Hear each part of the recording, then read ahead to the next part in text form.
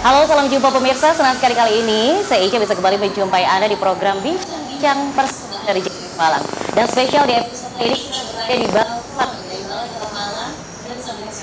mana keindahan dari alun-alun Tugu Kota Malang. Dan tentu saja mengajak Anda berbincang tentang bagaimana rokok versus rokok ilegal. Karena tentu saja keberadaan dari rokok legal ini adalah nantinya akan peruntukan yang akan bermanfaat kembali kepada masyarakat.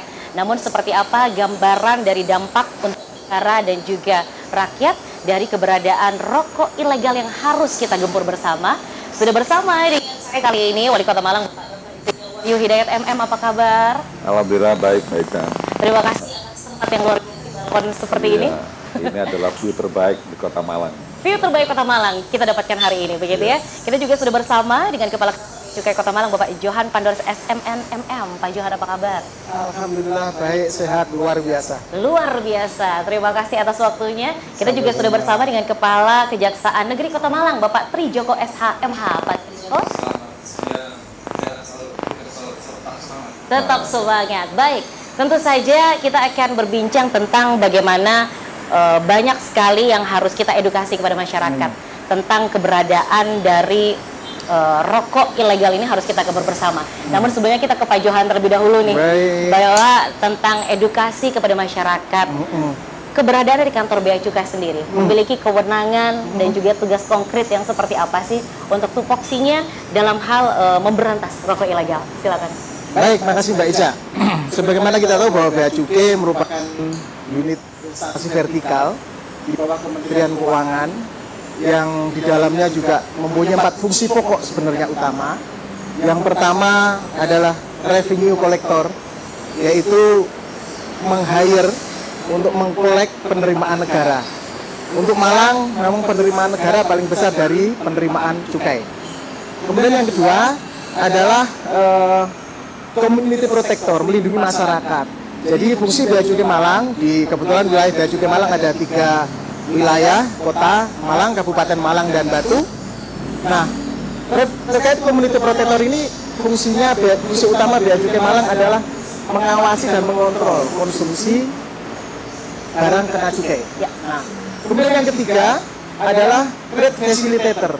Bagaimana Bea Cukai berperan untuk memudahkan perdagangan, transaksi-transaksi usaha-usaha masyarakat.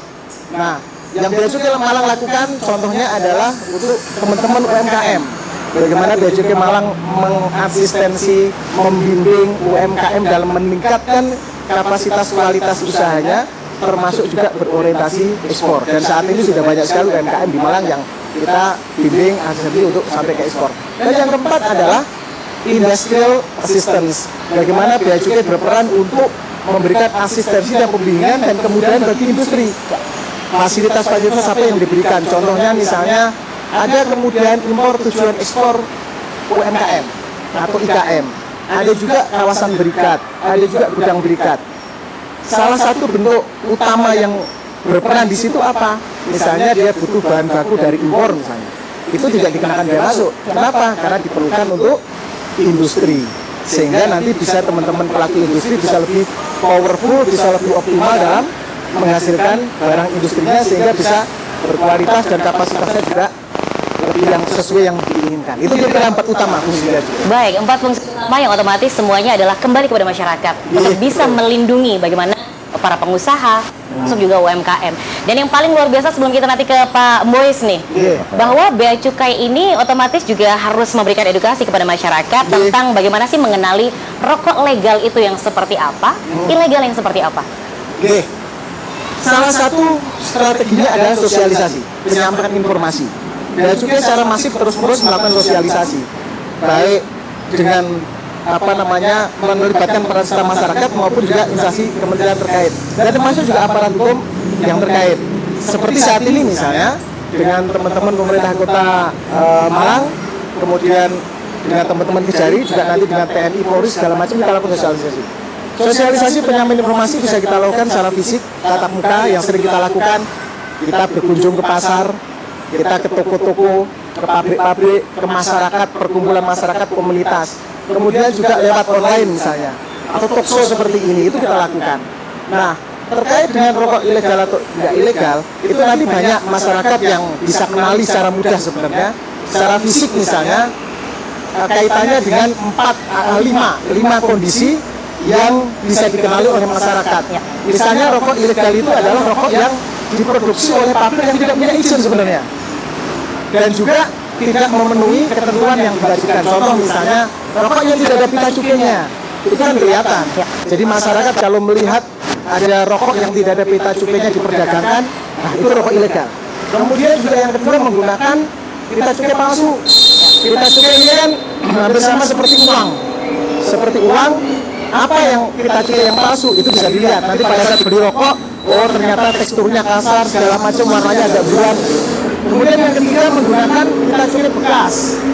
Ini juga ada rokok ilegal menggunakan pita cukai bekas. Jadi habis dipakai, dikotok, dipasang lagi. Ada sindikatnya juga. Kemudian yang keempat menggunakan rokok pita cukai yang tidak haknya. Contoh, ini pita cukai untuk pabriknya Pak Johan misalnya, tapi dipakai oleh pabrik rokoknya Pak Tri misalnya. Nah itu juga pelanggaran. Yang kelima dan yang terakhir adalah menggunakan pita cukai yang tidak sesuai dengan BKC-nya. Misalnya ini pita cukai untuk rokok yang dibuat tangan, tapi ditempelkan ke rokok yang dibuat dengan mesin. Nah ini kita sampaikan semua sosialisasi. Tentunya untuk kepastiannya silahkan nanti teman-teman atau masyarakat sampaikan ke Bea Cukai, kita akan lakukan secara saintifik. Kita pastikan ini pelanggaran, ini palsu, ini bekas atau tidak, itu tindakan lebih lanjut. Itu kira-kira Mbak. Baik, tentu saja bagaimana masyarakat harus mengenali rokok ilegal itu yang seperti apa, karena kita yang harus memberantas bersama, begitu ya. Dan kita langsung saja ke Wali Kota Malang, bahwa Pak Boys, kalau kita melihat bahwa keberadaan dari cukai ini adalah penerimaan negara yang nanti akan kembali kepada masyarakat. Betul. Ada dana bagi hasil cukai hasil tembakau yang nantinya akan kembali kepada masyarakat. Bidangnya untuk Kota Malang, berapa persentase dan untuk apa saja? Silakan. Ya, makasih Mbak Ica. Jadi memang terkait dengan DBHCHT ini, Kota Malang sesuai dengan Kementerian Keuangan, Peraturan dan Keuangan, ada 3 bidang yang akan kita bagikan kepada masyarakat sebagai tindak lanjut penerimaan dari DBHCHT. Yang pertama adalah bidang kesejahteraan masyarakat, itu sebesar 50%, kemudian bidang penegakan hukum itu sebesar 10%, dan yang terakhir adalah bidang kesehatan sebesar 40%. Bidang kesejahteraan masyarakat, pertama ini persentasenya sangat besar, 50%, karena ini adalah yang langsung menyentuh kepada masyarakat. Banyak item-item yang terkait dengan bidang kesejahteraan masyarakat. Salah satunya adalah untuk BLT, bantuan langsung tunai, kemudian ada pelatihan berbimtek yang tadi disampaikan oleh Pak Johan tadi. Kita akan memberikan pelatihan untuk menambah keterampilan bagi buruh industri. Kemudian ada pengawasan untuk meeting rokok, bantuan modal juga bagi buruh IHT atau industri hasil tembakau. Dan juga kita bisa juga digunakan aksesibilitas menuju ke kawasan industri rokok tersebut. Ada juga peningkatan kualitas sumber daya manusia untuk kebutuhan industri. Contoh ada bidang ekspor produk IHT dan lain-lain. Dan yang sekarang juga boleh untuk masuk dalam bidang kesejahteraan masyarakat adalah kita kerjasama dengan BPJS Tenaga Kerjaan. Jadi kita akan memberikan iuran kepesertaan jaminan dari BPJS Tenaga Kerja untuk UMKM, untuk perangkat masyarakat dan organisasi sosial di sekitar industri rokok tersebut. Di tahun 2025 ini pemerintah Kota Malang ada 25.000 nanti untuk iuran kepesertaan BPJS Tenaga Kerja. Salah satunya selain dari mereka yang masyarakat rentan, dan ini juga terkait dengan masyarakat yang berada di daerah rokok. Salah satunya dari 25.000 ini 3.000 ini adalah untuk ojek online. Ya, ini juga menjadi salah satu penekanan. Dan yang terbanyak memang ada kelompok masyarakat dari kelompok pertanian, dan ada sekitar 5.000. Tapi 25.000 ini adalah semua kita berikan kepada elemen-elemen masyarakat yang memang sesuai dengan ketentuan. Kemudian juga tenaga kerja itu juga bagi mereka buruh pabrik rokok yang terkena PHK, ya, serta masyarakat lainnya dibayarkan selama 12 bulan. Untuk penegakan hukum ini kita melakukan ada beberapa kegiatan seperti sosialisasi, tadi disampaikan oleh Pak Johan tadi, ada pelatihan identifikasi barang kena cukai ilegal, ada pelaksanaan operasi, dan pengawasan. Yang terakhir ini bidang kesehatan, 40% ini kita berikan untuk iuran jaminan kesehatan penduduk yang dilakukan oleh daerah. Jadi masuk di BPJS Kesehatan.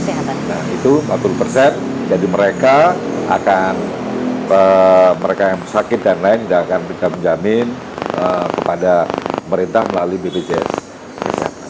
Itu tiga bidang yang ada. Ini yang harus kembali kita remind kepada masyarakat bahwa cukai ini pada akhirnya akan kembali peruntukannya kepada masyarakat. Ya. Untuk Kota Malang saja ada bidang kesejahteraan masyarakat, bidang penegakan hukum, dan juga bidang kesehatan. Dan otomatis kita yang harus kembali memiliki kesadaran tersebut begitu ya atas rokok ilegal. Pak Trijoko, kita akan segera kembali di segmen selanjutnya untuk bisa menjawab bagaimana sih sebenarnya tindakan represif yang sudah dilaksanakan begitu ya dari Kejaksaan Negeri. Kami akan segera kembali masih dibincang-bincang dari Balkon Balai Kota Malang.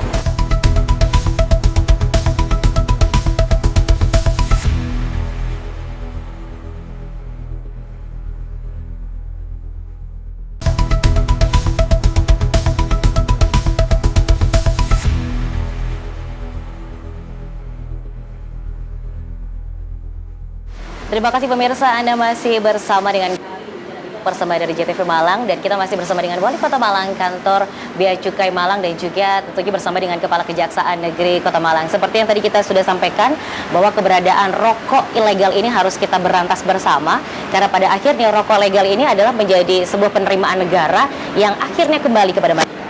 Dan tadi sudah dijelaskan di segmen sebelumnya bagaimana mengenali secara garis besar begitu ya Pak Johan tentang rokok ilegal, kemudian juga peruntukan yang sangat dimanfaatkan kembali ke masyarakat, bukan untuk pemerintah, bukan juga untuk kita begitu ya, tetapi untuk masyarakat tentunya. Kita ke Pak Trijoko, bahwa ada tindakan preventif dari sosialisasi yang telah dilaksanakan lintas instansi, tapi juga tentunya ada represif yang menjadi tugas berat begitu ya dari Pak Trijoko dari Kejaksaan. Ini seperti apa sih ini untuk? Terima kasih Meja atas waktunya. Sebagaimana kita ketahui bahwa Kejaksaan adalah lembaga pemerintah yang melaksanakan kekuasaan di bidang penuntutan. Penuntutannya adalah yang bersumber adalah tindakan penuntut umum atau jaksa untuk melimpahkan perkara pidana ke pengadilan yang berwenang dengan perintah untuk diperiksa dan diputus. Jadi perkara pidana adalah termasuk antara lain adalah perkara rokok ilegal. Jadi perkara-perkara yang ditangani oleh penyidik dari Bea Cukai nanti muaranya ada pada kami, pada kejaksaan. Jadi berkas-berkas hasil penyelidikan atau penyidikan yang ditangani oleh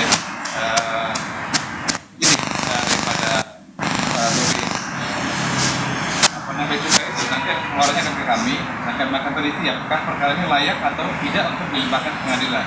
Nanti kami akan periksa dan kami akan kasih petunjuk kalau seandainya nanti di dalam berkas perkara belum termenuhi unsur-unsur daripada tindakan tersebut.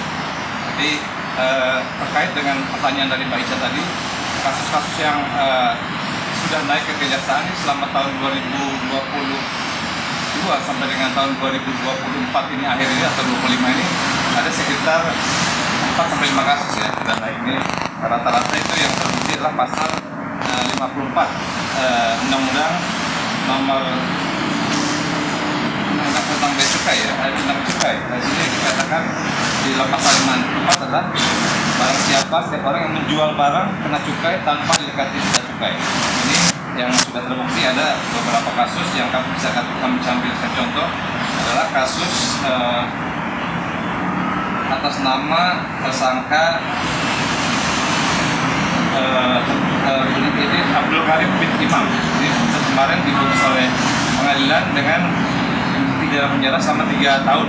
Nah, kemudian pasal yang terbukti adalah pasal 56 Undang-Undang nomor 39 tahun 2006 atas Undang-Undang 11 tahun 95 tentang cukai.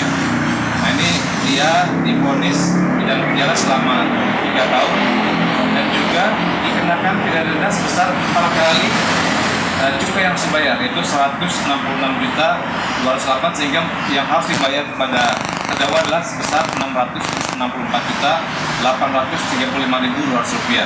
Ini adalah satu contoh daripada perkara perkara yang kita naikkan. Ya. Pada intinya bahwa perkara cukai ini adalah perkara yang bersifat ultimum remedium, dalam arti ini adalah upaya terakhir, pidana adalah upaya terakhir, karena kita mengutamakan adalah pada penyelamatan keuangan negara, dalam arti kita mengutamakan adanya pengembalian daripada uang ganda tadi.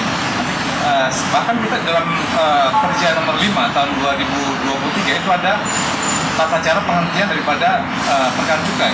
Jadi nanti kita kasih kesempatan kepada pelaku ini untuk membayar cukai yang belum dibayar, tapi kita bebankan itu minimal 4 kali daripada cukai yang dibayar. Tapi kalau mereka bisa mampu membayar, kerjanya kita Kurangi. kita hentikan. Kita ini ultimum remedium, bukan dalam arti kita mempenjarakan orang, tapi bagaimana upaya kita bersama-sama dengan pemerintah untuk menyelamatkan ataupun untuk menerima pemasukan daripada negara.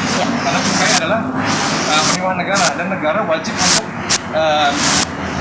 meminta kepada pengguna ataupun kepada produksi tadi, karena ini adalah bagian dari penyimbangan antara orang yang produksi rokok dengan orang yang terkena imbasnya. Jadi harus ada penyimbangan, makanya cukai ini sangat dibutuhkan bagi kesehatan. Tadi apa yang dikatakan Pak Wali Kota, ada 3 disebutkan bahwa uang tersebut 50% akan dikembalikan kepada masyarakat dalam bentuk kesehatan masyarakat. Kemudian juga yang 40% akan digunakan untuk kesehatan, seperti tadi pembangunan puskesmas, mungkin untuk rumah sakit dan lain-lain. Dan juga yang 10% adalah untuk penegakan hukum.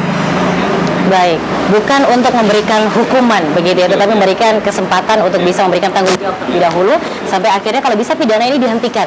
Ya, karena memang kita harus menyelamatkan bagaimana penerimaan negara.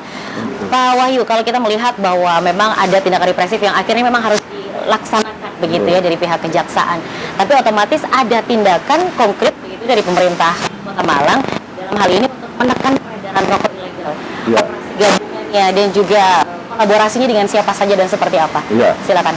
Ya, kami intensif itu ya, kita melakukan secara rutin dengan tim gabungan lintas sektoral yang terdiri dari Satpol PP Kota Malang, Polresta Malang, Detasemen Polisi Militer atau Denpom 53, dari Bea Cukai, dan dari Kejaksaan Negeri Kota Malang.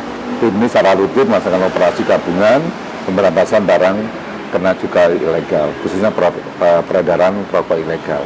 Dan ini juga kami apabila ada informasi-informasi dari masyarakat yang disampaikan oleh Pak Tuan tadi, apabila ada mencurigakan silakan lapor. Nanti tim ini akan turun melihat secara langsung kira-kira apa yang memang yang dicurigai oleh masyarakat. Jadi memang tim kadang-kala kita tidak sampai mengetahui ada pabrik rokok ilegal, tetapi dengan informasi dari masyarakat yang kita butuhkan, tim ini akan turun.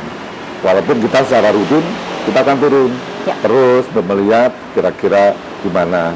Saya juga sudah memerintahkan kepada Pak Camat dan Lurah ya untuk intensif apabila ada hal-hal yang mencurigakan, termasuk juga dari RT dan RW. Baik. Operasi lintas gabungan yang terus dilaksanakan begitu ya, dan otomatis tidak bisa bekerja sendiri, bersama-sama sampai dengan pihak kecamatan juga harus turun di lapangan begitu ya. Dan yang harus kita edukasi kembali ke masyarakat nih Pak Boys, bahwa ada dampak-dampak negatif dari keberadaan peredaran rokok ilegal. Ini apa saja sih sebenarnya aspek-aspek yang harus diketahui oleh masyarakat? Silakan. Nah ini harus betul Mbak Ita, saya memang sudah berkali-kali menyampaikan dalam beberapa kali sosialisasi dengan media dan lain-lain, bahwa rokok ilegal ini ada dampak negatifnya, diantaranya dari sisi kesehatan. Dari kesehatan ini terkait dengan nikotin dan kandungan tarnya, ini tidak jelas karena tidak diuji di lab kesehatan, dan harusnya kita akan mengetahui seberapa besar kandungan tar dan nikotinnya. Kemudian yang kedua, dari sisi sosial. Sosial ini harga rokok ilegal pasti murah. Kalau udah murah, pasti akan mudah anak-anak yang belum diperbolehkan untuk merokok, ya ini sangat berbahaya sekali untuk generasi muda, karena lebih mudah didapatkan oleh anak-anak tersebut. Ini dari sisi sosial. Kemudian dari sisi industrinya, tentu peredaran rokok ilegal ini mengganggu pasar rokok legal dari industri kecil yang sudah sah, dan ini biasanya yang paling terdampak adalah keberlangsungan usahanya, padahal mereka harus dilindungi. Nah itulah, maka ada dampak-dampak yang dirasakan terutama juga oleh masyarakat karena adanya peredaran rokok ilegal tersebut. Baik, ini yang harus kembali kita remind bahwa ada aspek kesehatan yang berbahaya, aspek sosial yang juga bahaya, dan juga kerugian dari para pengusaha rokok begitu ya dengan keberadaan rokok ilegal. Kita harus menekan bersama. Kita kembali ke Pak Johan, bahwa sejauh ini apakah juga masih ditemukan peredaran rokok ilegal di Kota Malang, dan sejauh ini seperti apa sebenarnya yang paling menjadi kasus terbanyaknya begitu? Oke, pertanyaan basic ini, Ya. karena tujuannya itu. Iya. Untuk menjawab pertanyaan itu, saya ingin paparkan apa yang apa namanya yang telah dilakukan oleh Bea Cukai Malang dan hasilnya seperti apa. Jadi sampai dengan 31 Agustus 2025 itu Bea Cukai Malang itu tentunya bersinergi dengan seluruh stakeholder ya. Dengan teman-teman Satpol PP, dengan TNI, Polri, dan seluruh masyarakat yang terlibat dan semua stakeholder sektor. Nah, itu sampai 31 Agustus itu sudah melakukan 78 kali penindakan terkait dengan BKC ilegal, baik hasil tembakau maupun kalau kita tahu saat ini existing yang terkena cukai itu kan ada 3 jenis barangnya. Satu hasil tembakau, yang kedua MMA, minuman mengandung etil alkohol atau kita sering menyebutkan mimol gitu ya. Dan yang ketiga adalah etil alkohol atau EA. Nah, kalau yang ketiga ini biasanya sering dipakai untuk bahan baku, untuk farmasi segala macam. Nah, sampai dengan 31 Agustus 78 kali penindakan. Nah, dari 78 kali penindakan itu, kalau kita hitung batangnya untuk rokok atau hasil tembakau itu sekitar 15 juta batang kurang lebih. Oke. Kemudian untuk MMA-nya itu kurang lebih sekitar 6.000 liter lebih. Dan dari total semua ini kerugian negara, potensi kerugian negaranya saja itu kurang lebih sekitar 12 miliar. Jadi kembali lagi ke pertanyaan tadi, apakah masih ada penindakan sampai akhir Agustus, itu yang bisa kami lakukan. Dan kami akan terus lakukan sebagaimana Pak Wali tadi sampaikan, kita akan terus sinergi, tidak bisa bekerja sendiri. Ya. Dan terutama pemerintah Kota Malang yang punya jaringan sampai ke bawah, sehingga kita harus bersama-sama dengan APH yang lain, aparat penegak hukum yang lain, dan juga peran serta aparat masyarakat untuk terus ayo kita perangi BKC ilegal, terutama hasil tembakau. Tadi sudah disampaikan sisi negatifnya, apa namanya, keadilan ekonominya terganggu karena Kesehatan. yang menjadi itu kesehatan dan sosialnya masyarakat juga akan menjadi negatif. Baik. Itulah kira Baik, kerugian negara sampai dengan 12 miliar begitu ya, tercatat sampai dengan 31 Agustus 2025. Sehingga kita yang harus menyelamatkan bersama tentang bagaimana peruntukan ini akan kembali kepada masyarakat. Kami akan segera kembali, tentunya masih dibincang-bincang bersama dari JTV Malang, masih dari Balkon Balai Kota Malang.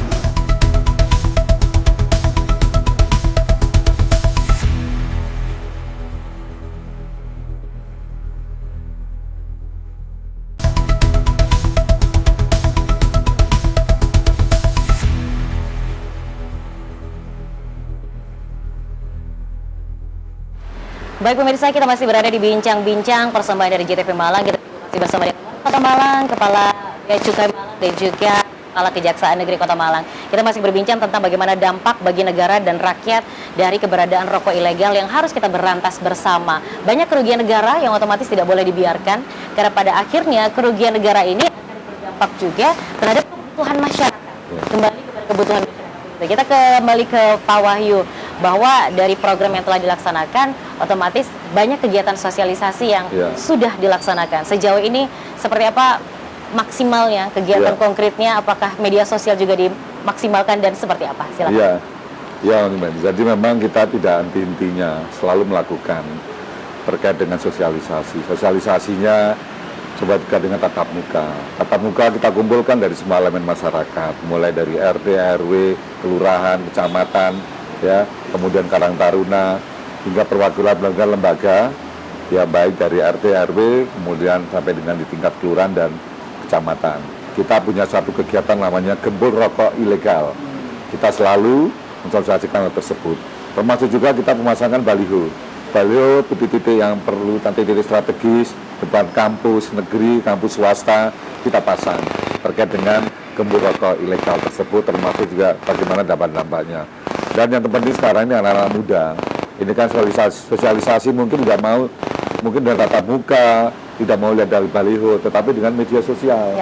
Dan media sosial ini kelihatannya anak-anak muda ini paling seneng, dan media sosial yang tidak terlalu formal ya, mungkin di IG, kemudian di TikTok dan lain-lain, atau Facebook, itu kita selalu, dan sosialisasi ini juga dengan radio, televisi salah satunya, ini kita akan selalu memberikan pemahaman, terutama terkait dengan dampak-dampaknya anak muda, karena yang berdampak langsung ini adalah anak-anak muda yang saat ini sedang mencari-cari diri, kadang-kala gak ngerokok, gak wong lan, ini duduk wong lanang segala macam. Nah, ini kan mindset-nya juga harus dirubah gitu. hal-hal yang memang tidak benar. Nah, kita sampaikan, dan tentu kami dengan upaya-upaya ini berharap sudah bisa menekan seminimal mungkin.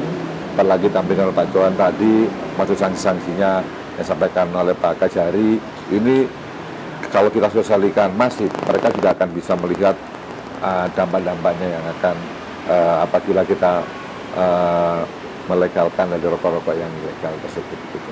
Baik, sosialisasi sudah dilaksanakan secara maksimal begitu ya, secara online maupun juga offline.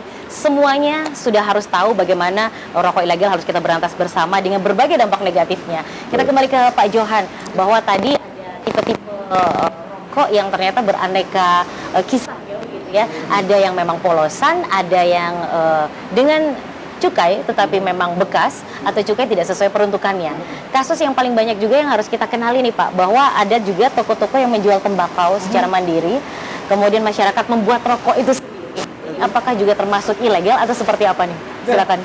Baik, makasih Bu Eca. Ini pertanyaan paling banyak. Ya. Begitu kami ke lapangan, Pak Wali, Pak Jari, pertanyaan paling sering disampaikan ini, karena itu menimbulkan kegelisahan masyarakat gitu.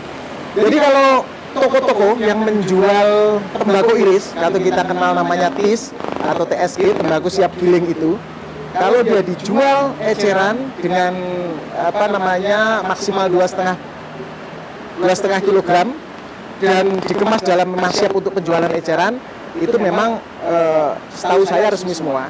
Dan itu sudah dilekati oleh pita cukai. Namun pertanyaan berikutnya adalah bagaimana yang di pasar-pasar tradisional, toko-toko itu?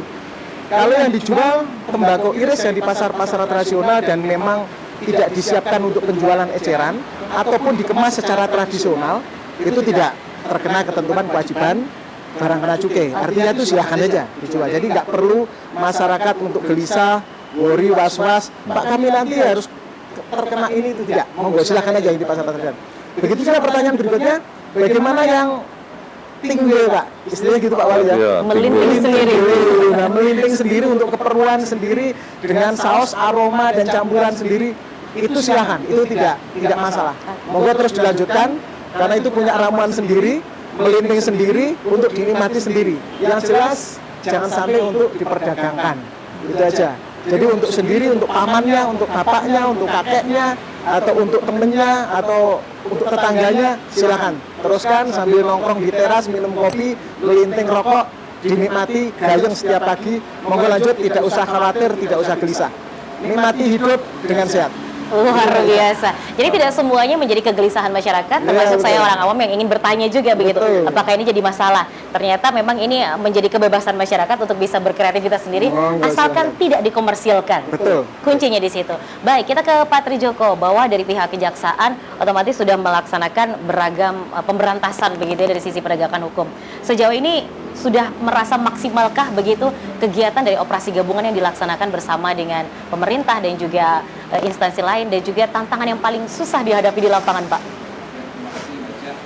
Kita ketahui bahwa salah satu tujuan dari penegakan hukum adalah antara lain untuk mencapai ketertiban ya. Jadi kalau saya lihat kejaksaan ini untuk menangani kasus rokok ilegal ini sebenarnya tidak terfokus pada kami saja, karena ini juga harus sinergi antara penyidik di Bea Cukai maupun di penuntutan, dan kami harus membuktikan bahwa perkara ini nantinya terbukti gitu. Dan kemudian upaya-upaya yang kami lakukan adalah pada saat di penyidikan ini kan harus ada denda yang harus dibayar. Jadi pada saat misalkan denda yang perlu dibayar, kita harus melakukan apa yang dinamakan sita aset. Jadi pada saat nanti putusan, misalkan tadi saya sebutkan adalah sekitar 600 juta, itu nanti pada saat satu bulan setelah putusan ini, kejaksaan nanti akan menerbitkan apa yang dinamakan surat pencarian harta kekayaan. Kami akan melakukan penuturan aset kepada si pelaku terpidana tadi yang sudah divonis berdasarkan keputusan pengadilan yang berkekuatan hukum tetap. Sehingga nanti kami akan berkoordinasi dengan BPN, kami akan berkoordinasi dengan Samsat mungkin untuk mencari kendaraan yang dipunyai oleh sisa pidana maupun tanah ataupun aset lainnya. Nanti dari aset yang sudah ada ini setelah dapat akan kita kalkulasikan dengan perhitungan daripada uang denda yang terjadi yang dibayar tadi, sehingga nanti setelah itu kami akan melakukan lelang TKPN-nya untuk membayar pengganti tadi. Sehingga menurut saya langkah-langkah daripada kejaksaan ini sudah sangat maksimal. Namun demikian banyak hal-hal yang tadi jangan baca tantangan-tantangan depan tadi, karena saya lihat modus-modus daripada peredaran rokok ilegal semakin beragam, karena saya lihat banyak juga rokok-rokok ilegal yang diedarkan ini tidak saja menggunakan modus-modus yang biasa, tapi secara bukan sosial, tapi yang sudah maju gitu. Seperti kan kita lihat mobil-mobil yang digunakan bukan mobil box biasa, tapi sekarang mobil Alfa, mobil yang jadi orang nggak tahu. Mungkin bea cukai kalau nggak teliti nggak tahu. Jadi ini bagian daripada kesulitan kami di lapangan. Mungkin kesulitan bagi bea cukai, tapi kami di lapangan itu juga dengan Pak Wali Kota dengan Pak Johan tadi dalam rangka operasi gabungan atau gembur rokok tadi, kita ikut terlibat di situ untuk memberikan pencerahan ataupun sosialisasi mengenai rokok yang ilegal tadi. Jadi kalau bicara tadi apa yang dinamakan kendala-kendala, tentunya banyak sekali, baiknya terutama tadi menurut saya kesadaran masyarakat ini harus kita lebih tingkatkan, karena mereka ini tidak mengerti bahwa mereka menggunakan rokok ilegal ini sebenarnya merugikan negara, karena mereka ini tentunya tidak membayar pajak, tidak membayar cukai, sehingga kasihan orang yang membayar cukai, tapi perusahaan-perusahaan yang membayar cukai dengan kompensasi mungkin bisa mencapai jaraknya 50% atau 60% dengan orang yang tidak membayar tadi, karena mereka dengan cukai tadi kan mereka membayar pajak, sedangkan yang tidak memakai semakin kita tinggikan cukainya otomatis dikhawatirkan pemakaian ilegal makin banyak. Jadi ini harus ada perimbangan antara yang pemakai cukai, sehingga kita melakukan pendekatan kepada yang tidak menggunakan cukai untuk lebih sadar hukum, sehingga mereka berusaha nanti untuk tidak menggunakan lagi rokok-rokok seperti itu. Ya. Baik, sadar masyarakat memang harus terus kita tingkatkan begitu ya, bahwa dengan menggunakan yang ilegal berarti Anda sudah melanggar hukum yang pertama, yang kedua merugikan negara, bahkan merugikan hak dari masyarakat lain yang membutuhkan. Itu yang paling harus kita remind kembali. Dan tentu saja kita kembali ke dana bagi hasil cukai hasil tembakau nih Pak Johan, bahwa DBHCHT ini kan otomatis memang peruntukannya akan kembali kepada masyarakat melalui pemerintah kota begitu. Kalau untuk Provinsi Jatim Kota Malang, peruntukannya persentasenya sejauh ini seperti apa sih untuk DBHCHT? Kalau persentase penggunaan DBHCHT sama tadi sudah disampaikan oleh Pak Wali. Jadi 50% untuk kesejahteraan masyarakat, 40% untuk kesehatan, kemudian 10% untuk penegakan hukum. Salah satu kegiatan penegakan hukum adalah sosialisasi seperti sekarang ini. Itu bagian dari 10% tadi DBHCHT. Jadi kalau persentase sama seperti tadi. Nah, masuk kepada penerimaan negara tadi nyambung dengan BKC ilegal, tentunya ini akan berpengaruh betul kepada DBHCHT pemerintah daerah. Jadi kalau ilegal itu nggak ada penerimaan negara yang didapat, sehingga tidak akan kembali lagi juga ke masyarakat. DBHCHT-nya pasti berkurang. Jadi semakin banyak barang legalnya semakin berkurang atau mungkin nggak ada, dan kemudian penerimaan negara dari cukai semakin meningkat dan DBHCHT pasti juga meningkat, dan korelasinya nanti kebutuhan untuk kembali ke masyarakat juga semakin tinggi, sehingga untuk kesejahteraan masih misalnya tadi Pak Wali sudah menyebutkan keperluannya untuk kesehatan, untuk bantuan tunai maupun untuk penyediaan fasilitas itu ya monggo programnya teman-teman pemerintah daerah yang lebih paham, lebih membumi kebutuhan masyarakat di daerah masing-masing. Jadi presentasinya tadi sudah disampaikan sama semua untuk seluruh Indonesia.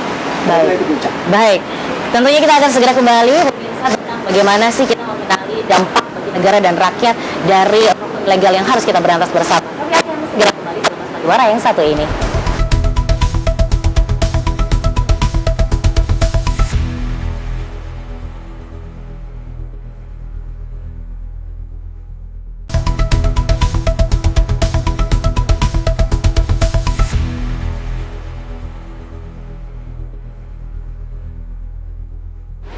Terima kasih pemirsa, Anda masih bersama dengan kami di Bincang-Bincang persembahan dari JTV Malang. Dan ini masih kita berada di view terbaiknya Kota Malang, begitu ya. Kita berada di view terbaik Kota Malang, kita bisa melihat bagaimana alun-alun Bundaran Tugu Kota Malang langsung dari balkonnya Balai Kota Malang. Kita punya tuan rumah ngasih, kita nggak akan bisa ada di sini. Dengan hawanya yang sejuk-sejuk ini. Sejuknya Kota Malang terasa, gitu ya. Baik, kita masih membicarakan tentang bagaimana rokok ilegal dan ada cukai yang menjadi hak negara, begitu ya. Dan otomatis ada hasil cukai yang menjadi penerimaan cukai yang harus diinformasikan juga dari Jawa Timur seperti apa dan untuk Malang Raya di bawah kepemimpinan. Oke, makasih Mbak Ica. Ini pertanyaan yang bikin kita sedikit naik tensinya. Kalau bicara penerimaan, karena sumber utama negara untuk membangun adalah penerimaan negara. Dan memang di Jawa Timur ini, penerimaan di Provinsi Jawa Timur itu didominasi oleh cukai. Penerimaan seluruh penerimaan negara. Seluruh penerimaan biaya cukai, penerimaan negara dari biaya cukai di Jawa Timur ini didominasi oleh penerimaan cukai. Bahkan secara nasional penerimaan cukai terbesar adalah di Jawa Timur. Nah, kalau kita bicara provinsi, penerimaan cukai untuk Jawa Timur kebetulan kan untuk wilayah biaya cukai dibagi dua. Ya, biaya cukai kalau Jawa Timur itu provinsi kalau kita garis di tengah itu yang atas sama yang bawah nih. Nah, yang atas itu wilayah 1, yang bawah wilayah 2. Nah, seluruh provinsi Jawa Timur penerimaan terbesar untuk biaya cukai adalah di Pasuruan. Pasuruan penerimaan tahun ini biaya cukai Pasuruan sekitar 64 sampai 66 triliun rupiah. Nah, kemudian yang kedua, yang terbesar kedua penerimaan adalah biaya cukai Malang, yang meliputi Malang Raya tadi. Untuk tahun ini penerimaan biaya cukai Malang itu ditarget 31,65 triliun. Di mana penerimaan itu sampai dengan 31 Agustus kemarin itu terrealisasi sekitar 63%, 63-64%. Ini tersisa beberapa bulan. Nah, tapi kami optimis penerimaan cukai, penerimaan negara di sektor cukai dari biaya cukai Malang untuk Malang Raya akan tercapai di akhir tahun dan kami akan berjuang untuk mencapai penerimaan tersebut. Kenapa kami bisa optimis? Melihat tren Mbak Ica. Ya. Kemarin ada beberapa operasi penertiban yang kami lakukan sinergi dengan seluruh aparat penegak hukum seluruh Indonesia dan hasilnya adalah pasar mulai terbentuk secara adil. Yang selama ini beberapa daerah itu dikuasai oleh BKC terutama rokok ilegal itu sudah mulai tidak ada dan pasar permintaan makin tinggi bagi rokok tersebut sehingga pasar itu terbentuk secara adil. Nah, imbasnya apa? Di wilayah Malang Raya ini sudah mulai ada pabrik-pabrik baru. Ya meskipun skalanya barangkali mulai rintisan, tapi paling tidak ini kabar menggembirakan. Karena apa? Karena pabrik baru ini kami indikasinya itu mereka sudah mulai mengajukan ke Bea Cukai untuk mengajukan perizinan NBBKC segala macam. Dan setiap yang datang ke kantor Bea Cukai kami tanya, kenapa? Oh, pasar permintaan sedang bagus, Pak. Pasar sedang bagus. Ini bahkan pertanyaan mereka, Pak, kondisi kayak ini sampai kapan? Seterusnya kondisi seperti ini. Dan kami terus terang bahagia mendengar perkembangan yang terjadi di lapangan. Dengan adanya banyak pabrik baru, tentunya tenaga kerja juga banyak tercipta, penerimaan negara juga akan tertambahkan oleh pabrik-pabrik baru tersebut. Dan ujungnya nanti perekonomian dan daya beli masyarakat akan semakin meningkat. Mudah-mudahan tetap semangat mencari penerimaan negara untuk membangun negeri ini, terutama wilayah Malang Raya. Baik, semangat untuk kita semuanya ya begitu. Dan kalau tadi melihat bahwa tren dari Malang Raya, walaupun Malang Raya memang terdiri dari 3 pemerintahan, kita berbicara tentang Kota Malang saja nih Pak Boys, bahwa secara data perusahaan rokok yang ada di Kota Malang ini sejauh ini seperti apa dan untuk menjaga rokok legal ini memenuhi standar kualitas sejauh ini seperti apa langkah konkret dari pemerintah kota? Ya, alhamdulillah tadi nyambung nyampaikan oleh Pak Johan, memang Kota Malang ini terkait dengan pabrik rokok itu ada 53 berdasarkan dari Sistem Informasi Industri Nasional, dan ini kecenderungannya juga akan terus bertambah dengan berbagai macam kategori-kategori dari pabrik rokok tersebut yang ada di Kota Malang. Sedangkan untuk memastikan bagaimana rokok legal yang dijual Kota Malang ini memenuhi standar kualitasnya dan disampaikan dengan baik, Dinas Koperasi Perdagangan, Perindustrian dan Perdagangan di Koperindak sesuai dengan tugas pokok dan fungsinya, mereka sudah melakukan pengawasan dan pembinaan. Antara lain seperti pengawasan mesin blending rokok yang dilaksanakan setiap semester untuk memastikan kepatuhan terhadap ketentuan. Karena nanti mesin blending rokok ini harus kita cek ya secara 6 bulanan untuk memastikan terkait dengan kepatuhannya dalam rangka untuk menjaga kualitas. Kemudian juga melaksanakan BIMTEK ya mengenai prosedur Good Manufacturing Practice atau GMP agar di lokal menerapkan standar produksi yang baik. Jadi kita selalu cek untuk standarnya tetap terjaga.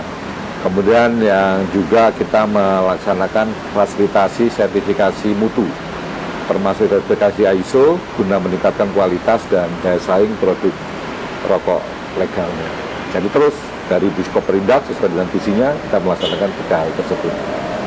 Baik, dari 53 perusahaan rokok yang ada di Kota Malang terus akan bertambah dan standar kualitasnya juga tetap terjaga dengan yang sudah disampaikan oleh Pak Wali Kota. Kita kembali ke Kejaksaan Negeri bahwa kalau Pak Trijoko ini berarti punya tugas untuk bisa memberikan edukasi kepada kami masyarakat awam begitu tentang bagaimana sih ilmu hukumnya.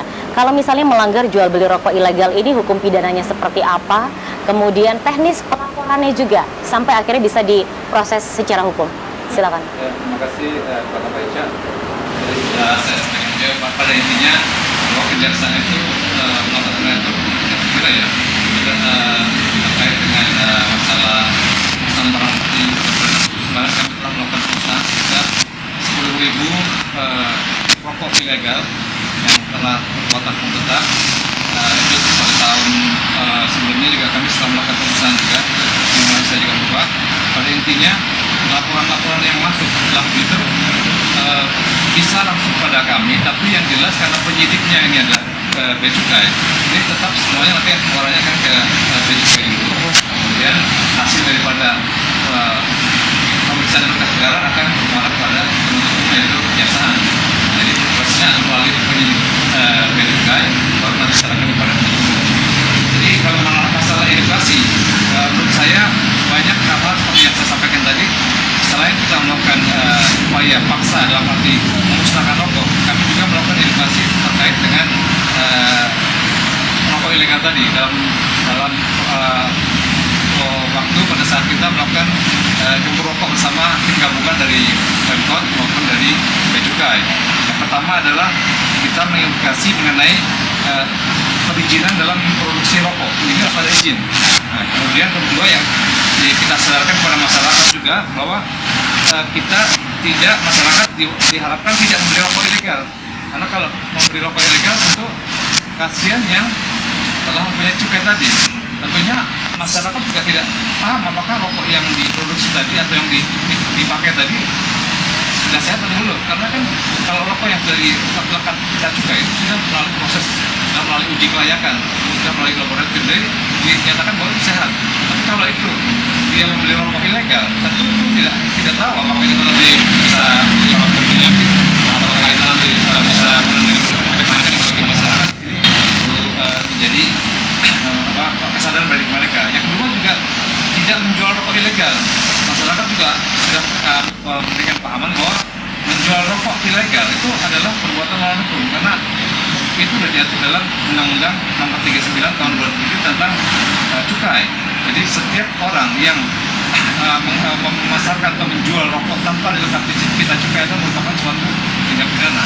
Ini juga sudah kami sampaikan. Kemudian juga peran serta masyarakat itu paling penting, karena kalau kita lihat masyarakat ini banyak juga yang kurang aktif, kurang proaktif. Kalau seharusnya kalau mereka melihat banyak warung ataupun toko yang menjual rokok tanpa kita cukai, harusnya melapor kepada kami, kepada Bea Cukai, nanti akan kita proses. Kalau ini semua kita lakukan bersama-sama dengan masyarakat yang saya sampaikan peran sama-sama sangat aktif, ini insya Allah peredaran gelap ataupun peredaran cukai tanpa peredaran rokok tanpa cukai tadi atau yang disebut dengan rokok ilegal ini semakin turun dan tentunya mungkin akan hilang. Jadi masyarakat akan beralih untuk menggunakan rokok yang kita cukai tadi. Pidana untuk para penjual dan juga para konsumen ya, seperti apa? Ya, ada sebenarnya. Jadi ini sudah undang-undang, setiap undang-undang yang sudah diundangkan kepada masyarakat sudah wajib tahu. Ya. Tidak ada dalih kepada masyarakat, saya nggak tahu, itu nggak bisa. Karena undang-undang sudah diturunkan diundangkan berarti sudah dituangkan dalam kepala negara dan masyarakat wajib tahu. Jadi tidak ada dalih kepada masyarakat, oh saya nggak tahu kalau ini melanggar undang-undang, itu nggak bisa. Cuma karena ini tadi saya sebutkan, kalau yang kita ke warung-warung, toko, ini masih toleransi. Karena kan kita upayakan adalah penerimaan negaranya, bukan kepada sanksi pidana. Seperti itu. Baik, tentunya kita akan segera kembali. Kita masih membicarakan tentang bagaimana rokok ilegal yang harus kita berantas karena ada dampak bagi negara dan rakyat yang otomatis jangan sampai itu terjadi, begitu ya. Kami akan segera kembali selepas yang satu ini.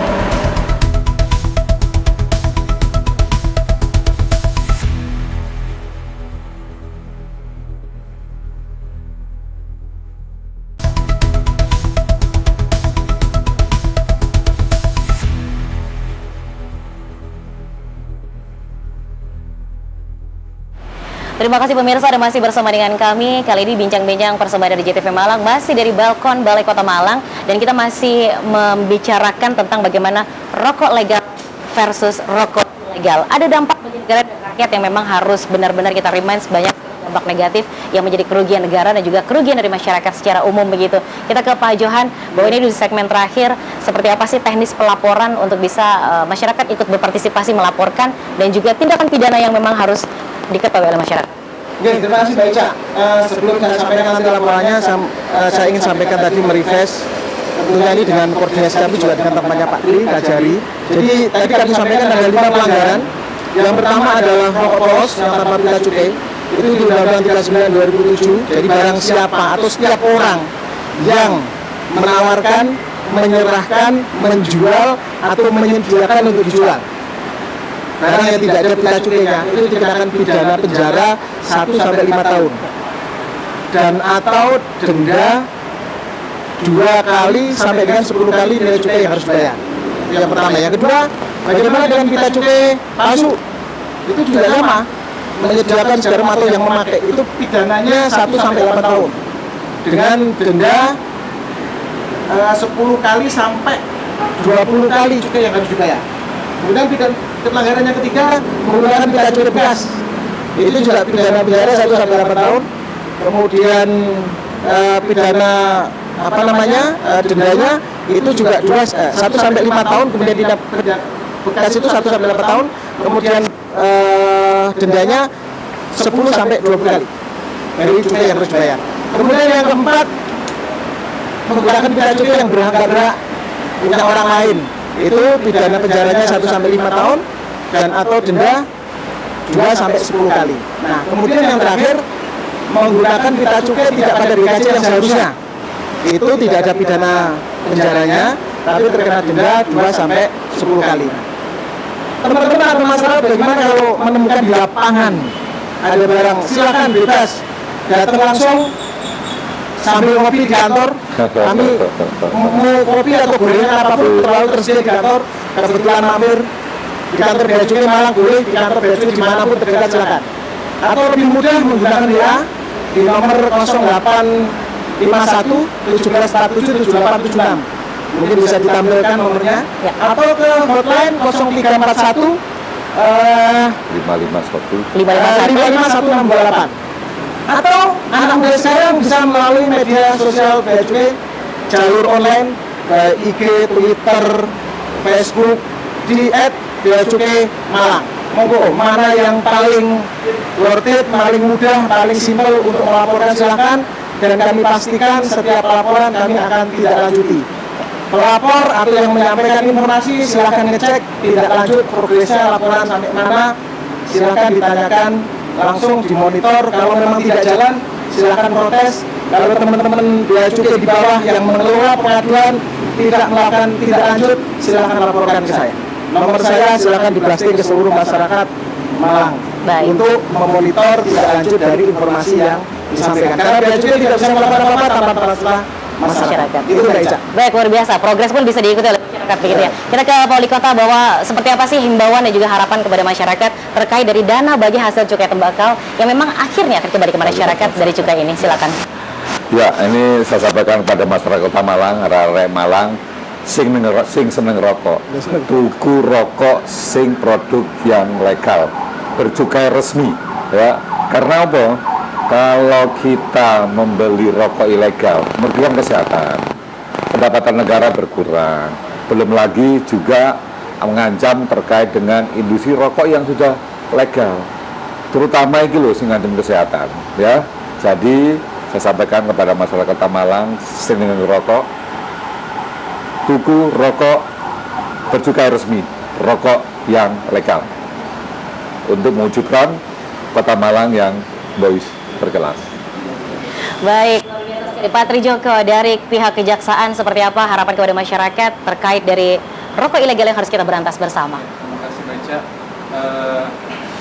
Pada prinsipnya kami dari kejaksaan telah melakukan penegakan hukum, yaitu menuntut terkait dengan perkara tindak pidana rokok ilegal ya. Pada prinsipnya kami tetap menghimbau kepada masyarakat untuk tidak membeli rokok ilegal, karena kalau membeli rokok ilegal tentunya pasti kualitasnya tidak terjamin, dikhawatirkan akan menimbulkan penyakit, dan juga tentunya sangat merugikan negara, karena otomatis tidak ada masukan negara yang nanti akan dikembalikan kepada masyarakat. Kalau itu terjadi, mungkin pemerintah akan terjadi penyakit ataupun wabah mengenai dampak daripada rokok ilegal. Sehingga menurut saya penegakan hukum tetap dilaksanakan, tapi peran masyarakat sangat dominan untuk menghentikan daripada penyebaran rokok ilegal. Baik, kita cuma terima kasih untuk Pak Johan, terima kasih Pak Wahyu, terima kasih Pak Trijoko atas waktunya. Dan seperti yang sudah disampaikan dalam 60 menit yang sudah berlalu, bahwa semuanya akan punya kerjasama yang sama, begitu ya. Semuanya punya peran yang penting untuk bisa bersinergi bersama, berkolaborasi bersama untuk menggempur rokok ilegal. Karena pada akhirnya pendapatan negara atau penerimaan negara dari legalnya rokok ini akan kembali kepada masyarakat dari dana bagi hasil cukai hasil tembakau. Saya Ica pamit, terima kasih, sampai jumpa.